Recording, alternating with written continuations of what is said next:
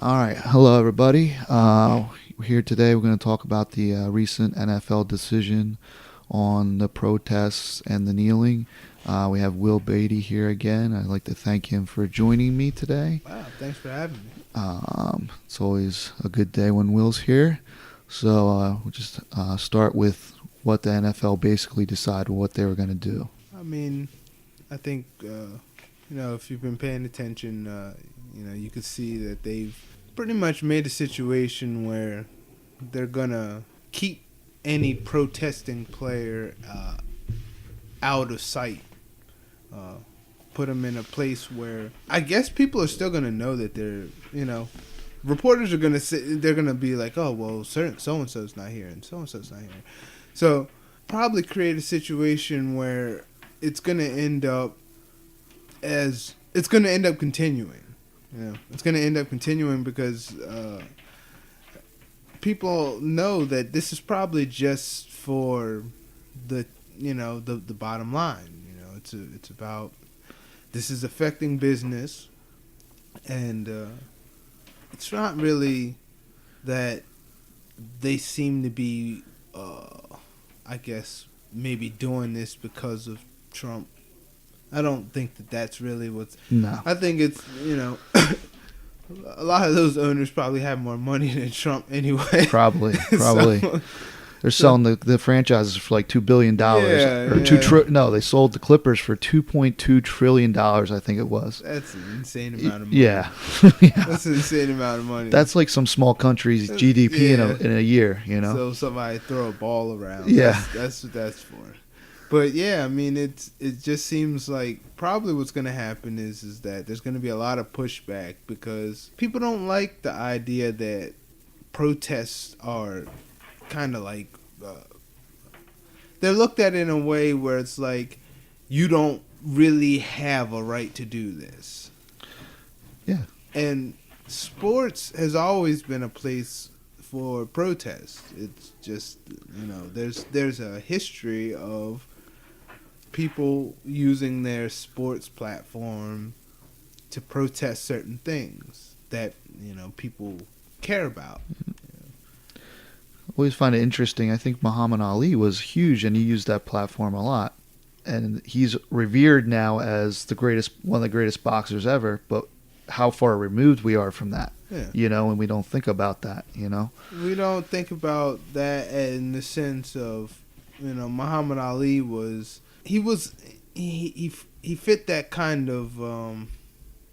It's kind of like if you overlay some of these stories with like the story of Jesus, you have a person who makes somebody in the status quo angry, and then they become demonized, and then they become publicly like crucified, and then only after that do the people look at at what actually occurred with this person and say, hey, I don't think that was right that they did this to this guy.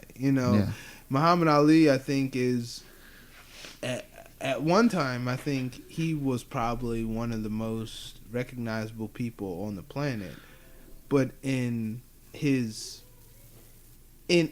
the fact that he was hated where he came from, that's when you go back and listen to people say some ugly things about him in those times. I'm sure there's people who still can't stand him. Yeah, I'm sure there is too. But it's the nature of protest. Somebody's not gonna like it, and it's not for people who are easily timid. I just find it interesting that now the owners had a year to look back and look at their bottom line, right? And then kind of say, we were trending upward, making all that money, and then last year was a problem. What was the problem? Obviously, we know what they think is the problem, and it's like, people talk about Kaepernick as the main person, and obviously he started it, but he's put his money where his mouth is. He said he just had a tryout with Seattle. and he said, I'm going to keep kneeling. And he holds fast to that. He stands by his principles. To me, and that's more respectable by far than it is the NFL guys. They say, sorry, yeah, you guys are going to have to just go off to the side because we're losing money. We're losing money. And that can't happen anymore. Yeah. And to me, it's crazy. I see a lot of people I love football, but to say that Colin Kaepernick couldn't be on a team and be the second quarterback, he's not in the top 64 quarterbacks in the league, is the most ridiculous thing I've ever heard. And these guys just make excuses not to put him on the team. And I mean, if you named off 64 quarterbacks in the league, there's probably 20 of them that you'd recognize, and the other, 24 you never heard of. Some of them haven't played in 10 years. I mean, there's guys that Derek Anderson played for the Panthers. He's a backup quarterback. He hasn't played he was good 10 years ago, but he's still holding a clipboard. Holding a clipboard as a backup quarterback. People forget Colin Kaepernick was in the Super Bowl 3 or 4 years ago. It's not like we're talking about a guy and he's only I think he's 28, at most 29. I mean, that's a prime of a quarterback. It's amazing to me. It's crazy that nobody's. I feel like they should just make a rule, an official rule, be like, look, if you protest in ways that we don't like, none of us are gonna pick you up, because it's like an unwritten rule that, hey, just don't get Kaepernick. That doesn't. First of all, that goes against even making money, because it's Colin Kaepernick still probably has the ability to be a franchise quarterback. So it's his morals are enough for us to pass on him. Yeah.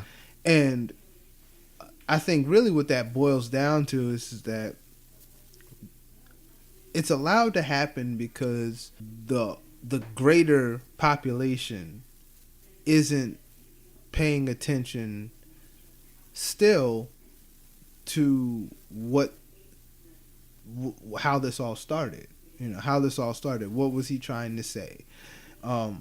His protest in the beginning, it was clear. This is about police brutality and racial inequalities. And still, these things aren't being considered. They're just, it's continuing, and it doesn't seem like there's really anything substantial trying to stop it from continuing. Yeah.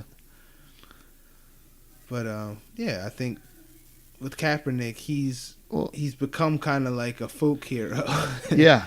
Well, people don't realize a lot too. He announced he was going to donate money. He started a website and started his charity, and he gave away, I think it was $100,000 every month for a year.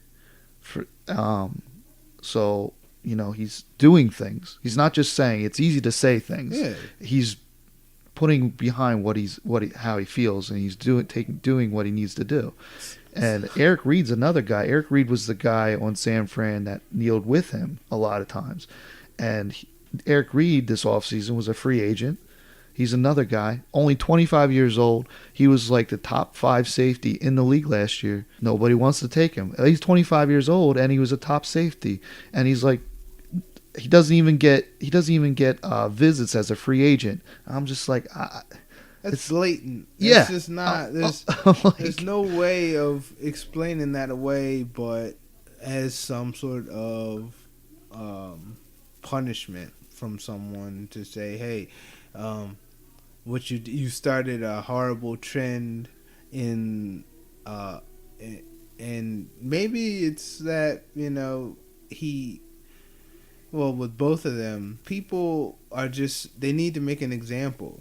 They have to make an example of, hey, you don't do that. And if think about what happened to Kaepernick and Reed, but that's not going to stop people, because I think that there's still going to be protests because, I mean, if the situation doesn't change, is the protest really supposed to just does the protest stop just because people are sick of seeing it?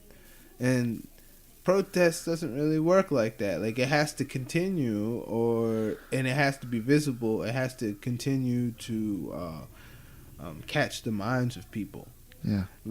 Because, I mean, that's if you don't keep it in people's minds in this world, any thought about it can be easily replaced with something else. Yeah, and it's just like when we were talking about earlier, it's like 2 weeks from now, nobody will talk about it, and it needs to be a continual conversation. That's what happened. And we gotta, it's like people are there talking about how it's, harmful to the veterans, and the veterans get upset, but yet how many of those people are going out and volunteering at their local VA and helping those veterans? We got 40,000 homeless veterans in the country. Yeah. I don't,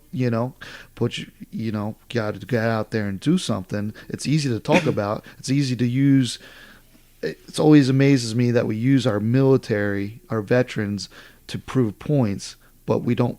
We care about them to a point, or we care about the homeless to the point, just to the brink where we use them to the point, but we don't want to do anything. No, we don't want to make a difference. It's almost that you have to continue having them be part of society in order to play a role. Look at homeless people. You don't want to be that. You don't want to be homeless. You better go to work and work for this horrible person. You know what I mean? Like, it doesn't seem like there's a lot of people who want to help these people, but they are very willing to use them to further their gain. Right. Their props. Yeah.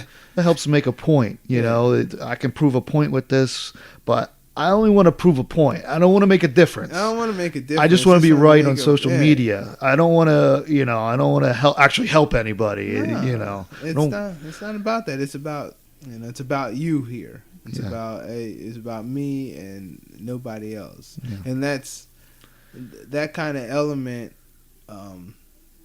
It creates a harmful element.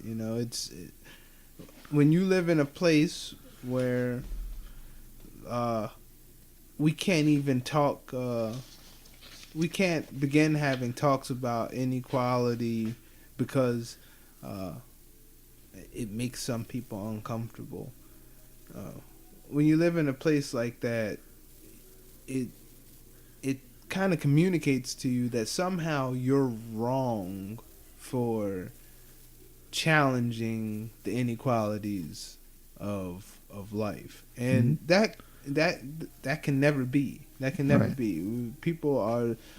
You have to remain vigilant in continuing to create a world where the worth of people can be actually shown. I think it's amazing that these guys that are kneeling in protest are trying to create a positive change, in the world, but we want to silence them. We had how many guys in the NFL that come? I mean, Greg Hardy, he played for the Dallas Cowboys. He was arrested for beating his girlfriend and all this stuff.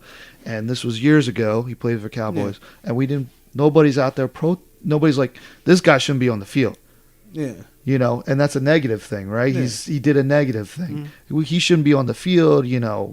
All the backlash. You didn't see a downtrend in ratings for the NFL.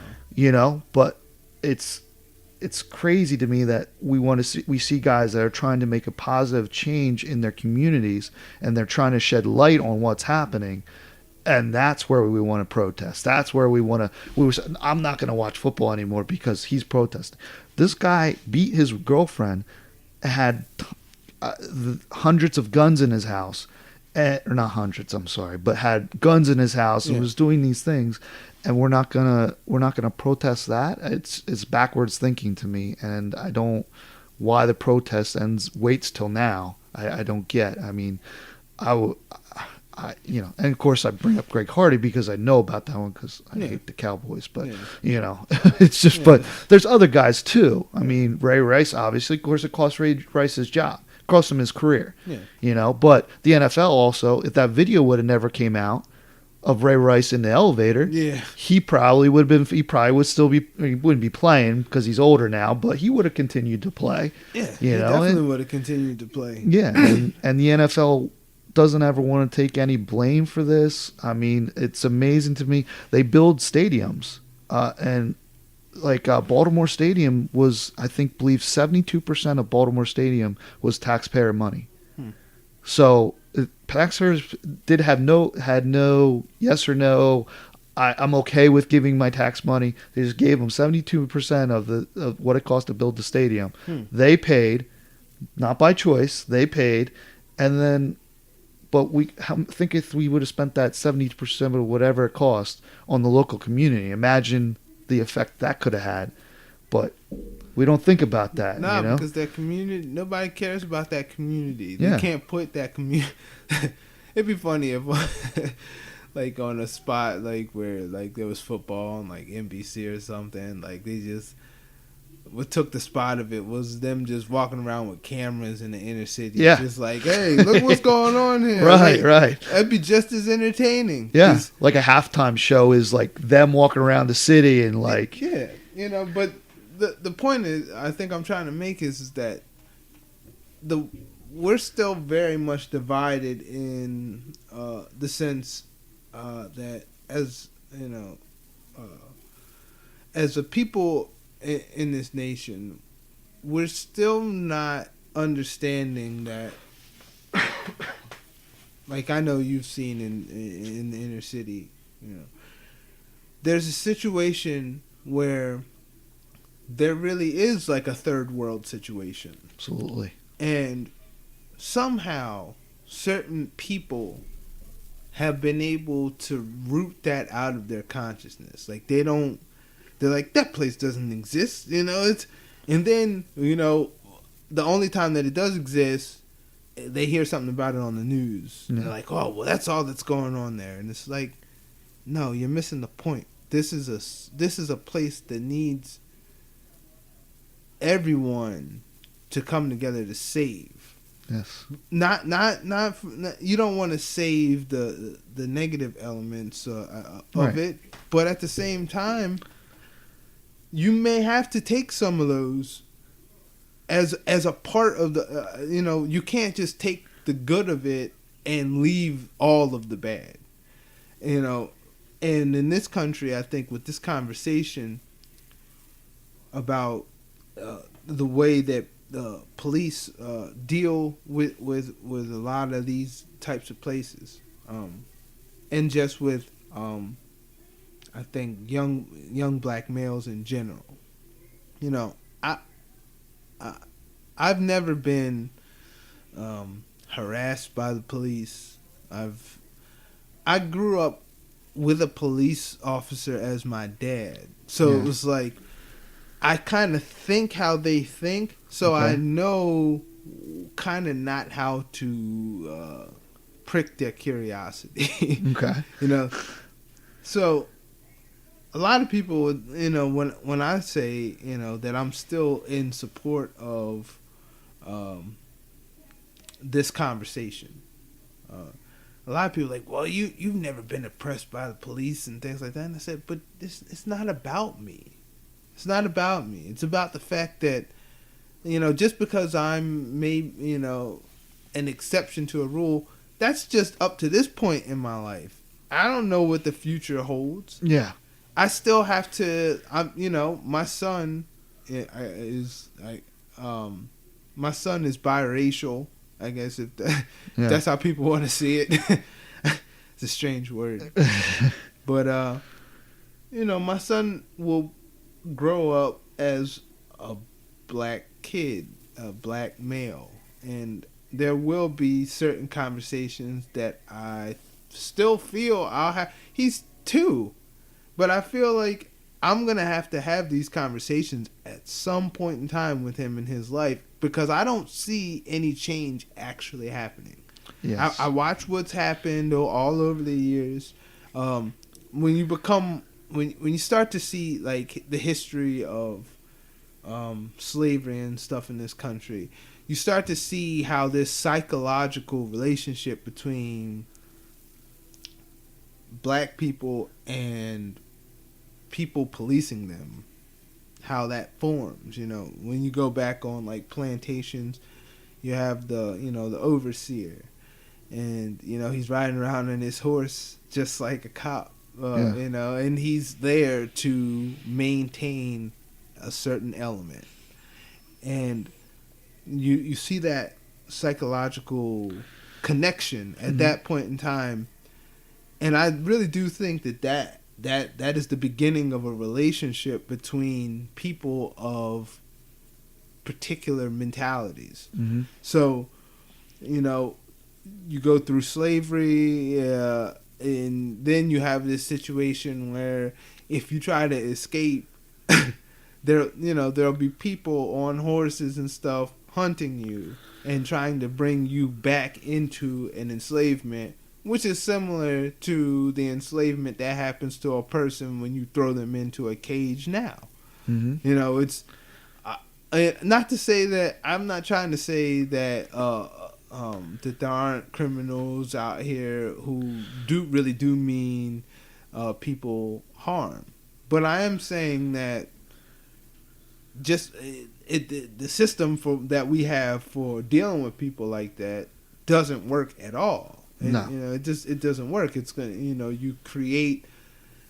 Well, we're the highest per capita in the world when it comes to imprisonment. Yeah, we have the highest in the world. Highest in the world, and I think when you look at it from the standpoint of there being a history between people who have been given power enslaving or bringing black people into to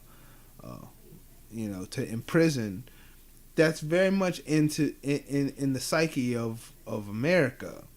And with the police, I know that all police don't think like that, don't feel like that, but I think the biggest problem that people have with the police is that the police don't ever seem to want to, and I don't want to say ever, but not enough, that they're not going to be like, all right, well, this cop, he just did some horrible stuff, and because cops, they have their own kind of criminal element in the sense that they they say, I enforce the laws, so I'm able to do things that the average person can't do.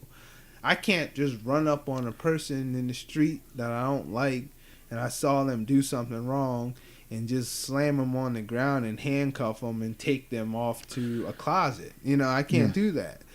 So I don't know, it's kind of like they both kind of live on the fringes of the law, like the outlaw and the police. I think we forget that originally the police were here to protect us, right? Yeah. And it's transformed. It's gone from protecting us into whatever it is now. It's like, I don't even know. It's just it's crazy to me. Like, nobody can honestly say protect and serve anymore. Right. Nobody can just say that anymore outrightly. It's like the politicians. They're the original meaning of the politician was to work for us, not work for themselves and create build interest. Yeah, exactly. It's like backwards now. Everything's backwards. It's I don't understand. And that's our mentality where we accept it and it's okay. Yeah. Once you get used to a situation for a long time, you start to think it's normal. Yeah. And even when you talk about like a slave, how many generations, because I've often thought about this, how many generations of my family were people who were enslaved, and at what point in time did it become normal? Like, I'm sure within the first 2-3 generations, 4 maybe, they're like, this is wrong that we're here, because they would, they still have people teaching that. But generationally, it seems like you can get to when you get to like 10 generations deep into something, you have to, it's kind of like whisper down the lane. It's like, yeah, the entire understanding of what your family or whoever is trying to pass down may have been muddled so bad that you barely understand it anymore. yeah. And that's a sad reality, but it is how civilization works. Well, also you think about the publications back then. Who was getting the people that were writing the history of back then were not the slaves. Yeah. It was the people riding the horses. Yeah. So you're not going to, a lot of this, I would imagine most of the history written is, is written in a certain way, and you're not going to really know the real stories or a lot of the real stories. So history is written by the victors. Yep. And that's the conquerors. And that's just the reality. It's so, for the part that we do understand about history, I think it serves us well to learn a lesson from that, and to try not to repeat it. And ultimately, I think now we're in a place where people say, well, we're in a post-racial world. And it's people, I think people, there's some people who honestly believe that. And when you look at history, you start to see that there is hardly, besides religion, there's very few things that divide people more than skin color. And it's a if you really think about it, it's an insane concept. Like, it's an insane thing to say, oh, this person's skin is different than mine, so somehow I'm better or they're better. Like, it's an insane thought.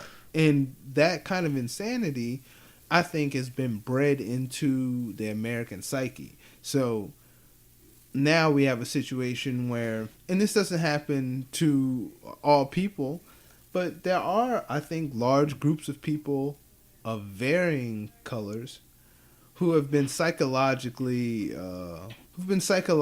kind of predisposed to think things about certain people. Like, the young black male is, I think, America's boogeyman, so to speak. Mm-hmm. He's this, and they get these images off TV and movies, and then they're like, oh, well, he does that.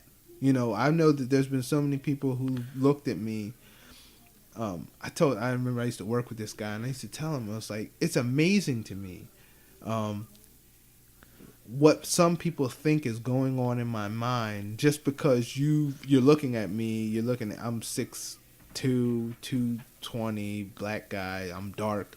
So it's like, sometimes I think people think I'm having a completely different series of thoughts in my head than I'm actually have. Like, I'll be thinking about something peaceful and trying to bring love, and they're like, oh, no, he probably wants to shoot this place up. It's like, no, it's like, if that's happening, because I know that just doesn't happen with like white people. Like, black people have that same kind of psychological training too, where it's, even if you look like that, you still might be alarmed by somebody who looks similar to you, just because of like the psychological, I don't know if I want to call it brainwashing, but it's in a way weird. it's gotten to that point, brainwashing, and I think it I don't know how you. So how do we break that, I guess? And that's the problem. That's where we have to get to. Like, I think of my kids, and like how do I help them? How do I break that? Hope they aren't growing up thinking that way, I think the thing that has to be communicated, and I'm in the process of writing some children's books, Oh, that's awesome. that kind of go into this. You know, how do you teach a child to not hate in a world that teaches him to hate? That's the number one question. And from the racial standpoint, I think the number one thing is, I think all people should have an understanding of it. Have an understanding of race, because then you'll begin to see that race doesn't exist. You know, that there's only one race of people on this planet. It's conjured up Yeah. division. Yeah, it's only one race of people on Yeah. the planet. But only education brings you to that understanding, because otherwise you live in a world where you're going to see so many examples of, oh well, you know, these people, they do this, and these people over here, well, you know, they do this. And it's like, when you break down those barriers and you're ready to actually build with people who don't look like you, and you're ready to be around them in situations where you may be the minority. You know, my whole life I've been the minority in Ephrata. Yeah, and I think when you have a population in the percentages that we have, you know, white people walk around there, you know, especially in Ephrata, Yeah. you know, so it's hard for them. They got to have you got to have some kind of conversation with people. You got to talk to people. You got to be willing to talk to people. You have to be willing to talk to people, and for all people, black, white, whoever, all people have to be able to say, "Hey, I'm willing to go to somebody else's place and be around the people in their environment." You know, and that's not always easy for people. You know, People don't want to feel uncomfortable. They don't want to feel uncomfortable, and I think in my life, I think I have a particular perspective about this, because it's like, I've been feeling somewhat uncomfortable. I feel uncomfortable in Ephrata sometimes more so than when I'm in the inner city. You know, I'm not an anomaly in the inner city. Yeah. I'm not gonna have somebody's little kids just staring at me as I walk by. You know, and I understand it, because it's like, they're just not around other types. It's weird to them. It's a strange thing. Yeah, it's not that people want to teach that kind of stuff to their kids. I think it boils down to the fact that people, they get into the cycle of life, and it keeps them around particular people where you are and in a particular bubble. And in order for us to start trying to heal it, like, you have to be able to break that down, and that's not easy. That's not easy for people. No, because they've been trained to see the differences in people. People also have to have empathy for other people. Yeah, and I think that's sometimes a problem too. You know, you gotta be willing to look at other areas of the population, and you have to understand what's going on and want to understand what's going on and want to care about it. Absolutely. You know, and I think that's part of that whole process. And I think a lot of people have a hard time, because in Ephrata, you know, you walk out your your house, everything's good, everything, you know, life goes on, and and you don't have to worry, and because you live in a certain area that has, you know, certain things, and you don't have to think about what goes on past the county line. You know, Ephrata proved to me at a pretty young age that things are still pretty much segregated.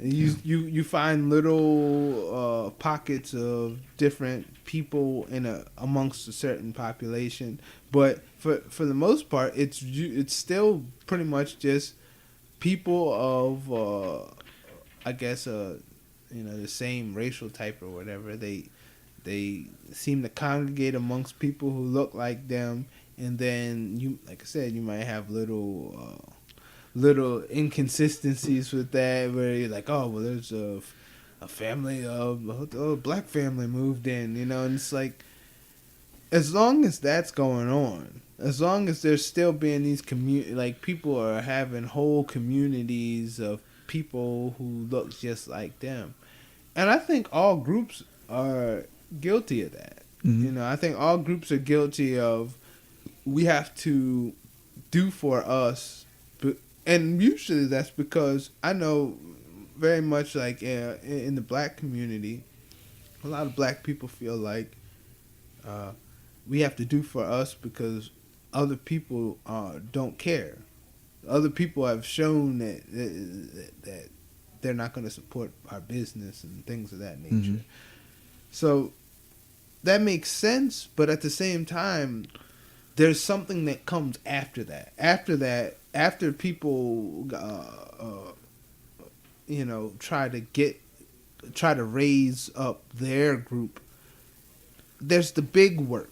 The big work is now that we've gotten past this racial stuff. Now I'm not saying that's this time now, but Yeah. once we get past that, we have to figure out how do you come together as a planet of people in order to make the world the place that we would like it to be.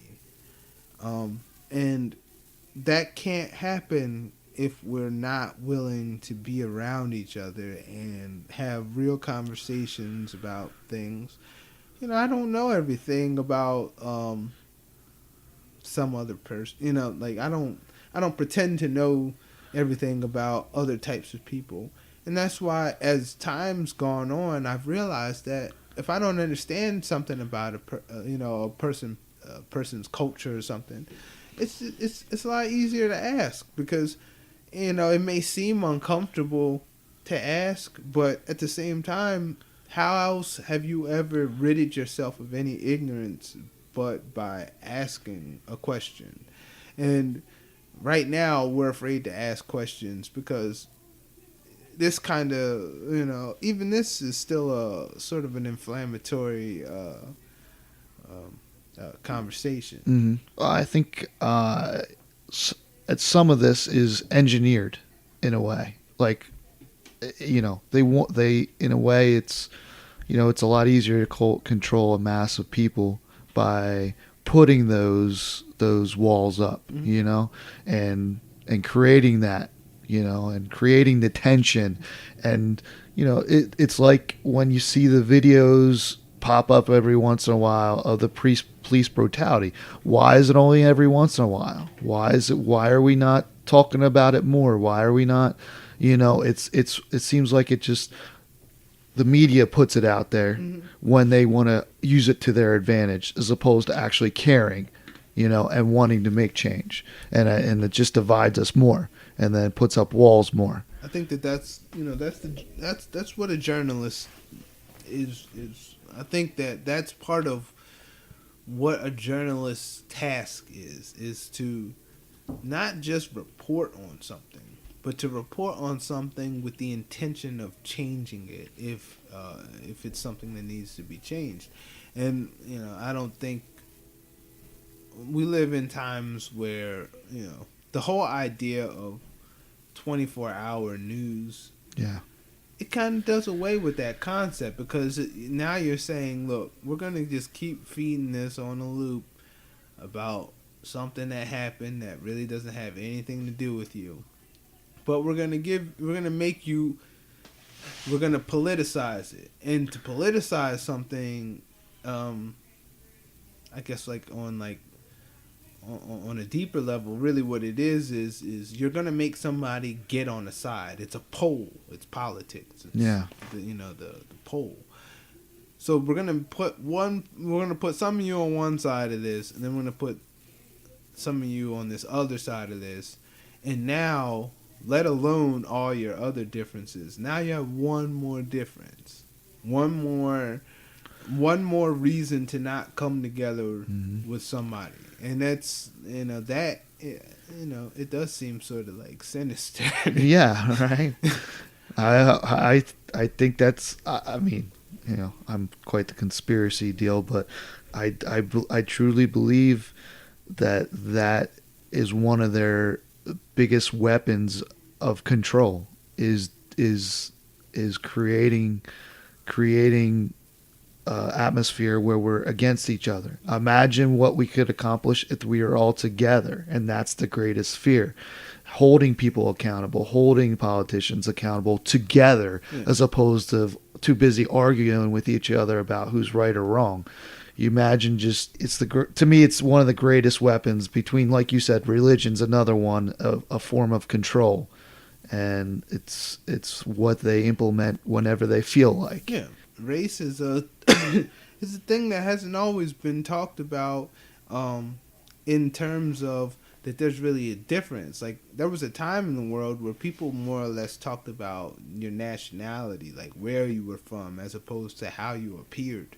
Mm. So I think with race, it's a situation that we're not easily, like, we don't get taught about it in school. We gloss over it in things like science classes and social studies classes. Like, we gloss over it. But I think that, you know, when you have such a need for an education about, well, why do people look the way that they do?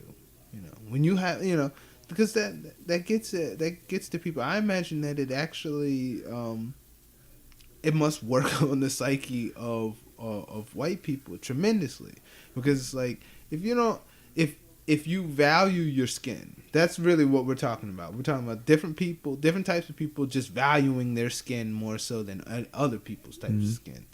So when you get to that, when you get to valuing your skin, and then you don't even have a reasoning for why you value it, like, it's just like, now you have to bring in these superstitious ideas about why you're special and why you gotta justify it. Yeah, you have to be like, oh, you know, well, and you know, definitely when you have a situation where you have all these like darker skinned peoples, and then, like, you know, people are trying to figure out, why are we pale?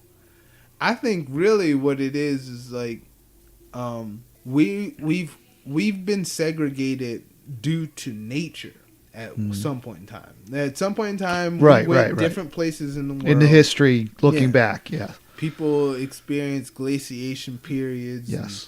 People, they changed phenotypically, and, you know, became more accustomed to their environment. Yeah, which is amazing that a thing can even do that. That you can over time, like a giraffe or something. Like, you know, that I remember when hearing that, you know, giraffes at one point in time were looked more like horses. Yeah, and then over time they like needed to get to like the higher trees. So then a multi-generational transformation began to happen, to the point where one day they had finally figured out, some 25 generations later, finally there was this thing that was had a long enough neck. Imagine the first one. He was probably the first one was just looking up, and he's mad. He's like, oh man, I need to get up there. And then like he had a son. Yeah, the son's thinking similar things. About halfway, he was like, oh, I think I'm getting there. This is 200 years late, 2,000 years later. I think I'm getting there. Finally, one day. And then that giraffe didn't even appreciate it, because he was like, oh, you know, I was built like this. I was reading there was like, I don't know if it was a shrimp or a mollusk or something. I forget what happened to the males, but they